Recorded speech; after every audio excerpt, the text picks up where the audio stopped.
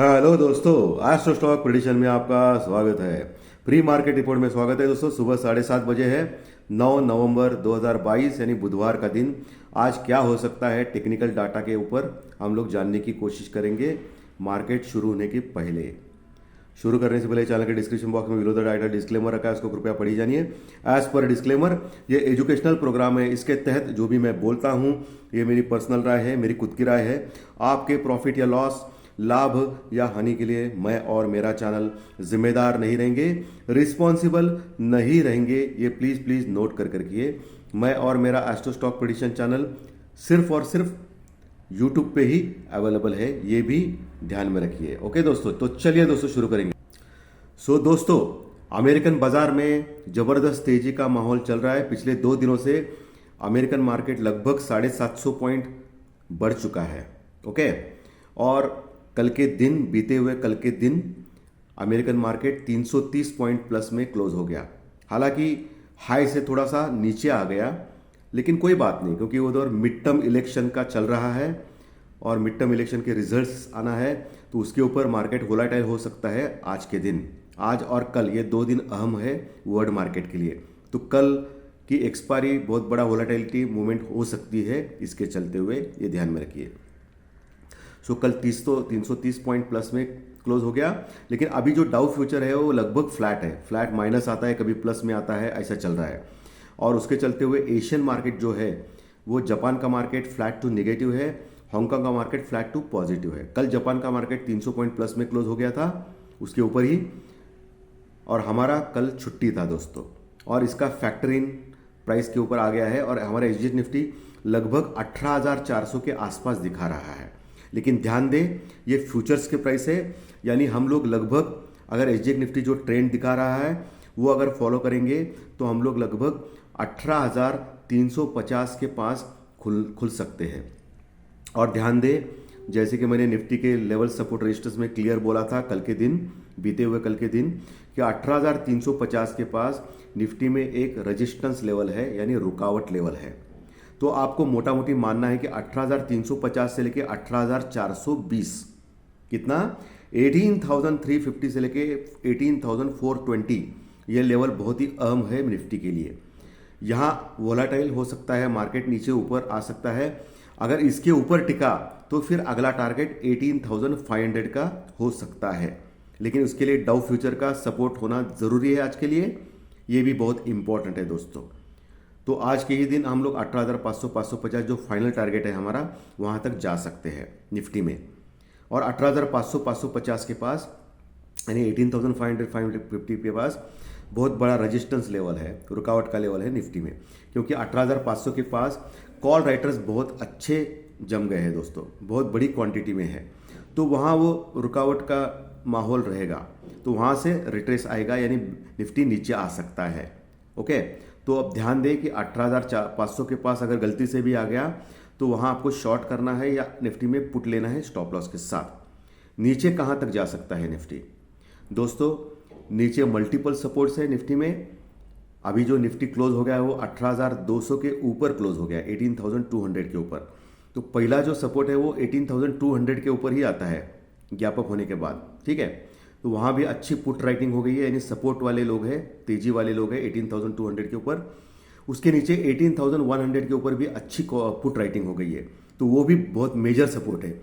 18,100 150 का जो लेवल है वो बहुत अच्छा सपोर्ट का काम करेगा आज के दिन निफ्टी के लिए। आज अगर निफ्टी मिलता है 18,100 150 के पास, तो आप लेने की चेष्टा कर सकते हैं, लेकिन स्टॉप लॉस के साथ। और बहुत ही अच्छा सपोर्ट 18,050 के पास है, 18,000 18,050 के पास है, क्योंकि वोलाटाइल सेशन हो सकता है, क्योंकि मिड टर्म इलेक्शंस के रिजल्ट आ सकते हैं अमेरिका में आज के दिन और कल के दिन। Be prepare for that. Okay, volatility ऊपर नीचे हो सकती है उसके कारण। मार्केट में नीचे का लेवल भी आपको मालूम होना चाहिए और ऊपर का भी लेवल होना चाहिए। 18,000 18,050 मजबूत सपोर्ट, 18,000 के पास अच्छी पुट राइटिंग है, मजबूत ओपन इंटरेस्ट बिल्टअप है, और ऊपर 18,500 का जो लेवल है वो कॉल राइटर्स के लिए मजबूत है, यानी रुकावट का लेवल है। ये मोटा मोटी ये 2 लेवल आप इंपॉर्टेंट ध्यान दें निफ्टी में। निफ्टी का जो पीसीआर है वो 1.12 के पास है, यानी थोड़ा सा ज़्यादा है लेकिन अभी तक ओवरबॉट नहीं हुआ है। 1.45 के पास ओवरबॉट हो सकता है। और जैसे कि मुझे लग रहा है कि आईटी के स्टॉक्स अभी थोड़े काम करना चालू करेंगे, ओके, क्योंकि पिछले कई दिनों से आईटी के स्टॉक्स पड़े हुए हैं नीचे। सो आईटी के स्टॉक्स में थोड़ी तेजी आ सकती है, लेकिन आपको क्या करना है, 1-2% आने के बाद प्रॉफिट बुक करके निकलना है वहाँ से, क्योंकि आईटी के स्टॉक्स का कोई भरोसा नहीं है दोस्तों, ठीक है। तो इसके ऊपर आपको ध्यान रखना है। और दूसरा, अभी ये निफ्टी का हो गया, अभी बैंक निफ्टी के बारे में बात करेंगे। बैंक निफ्टी का जो पीसीआर है वो 1.12 है। अच्छा सॉरी दोस्तों, निफ्टी का पीसीआर 1 के पास है। अभी थोड़ी देर पहले मैंने 1.12 रॉन्गली बोला है। निफ्टी का पीसीआर 1 के पास है, यानी बहुत कम है, तो वो बैलेंस है। लेकिन बैंक निफ्टी का पीसीआर जो पुट कॉल रेशियो है वो 1.12 है, यानी थोड़ा ज़्यादा है, लेकिन अभी तक ओवरबॉट नहीं हुआ है।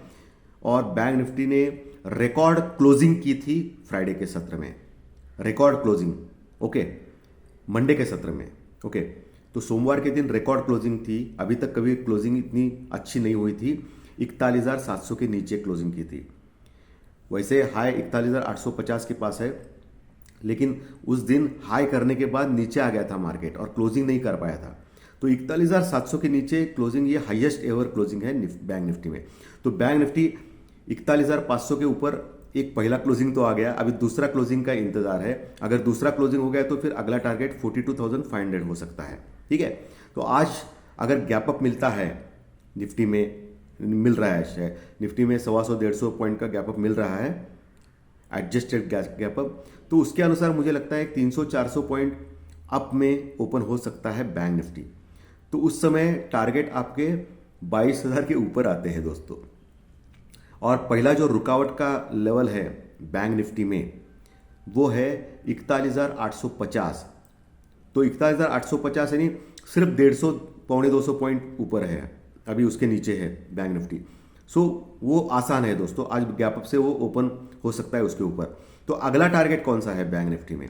अगला टारगेट रहेगा 42,000 का, 42,000 का।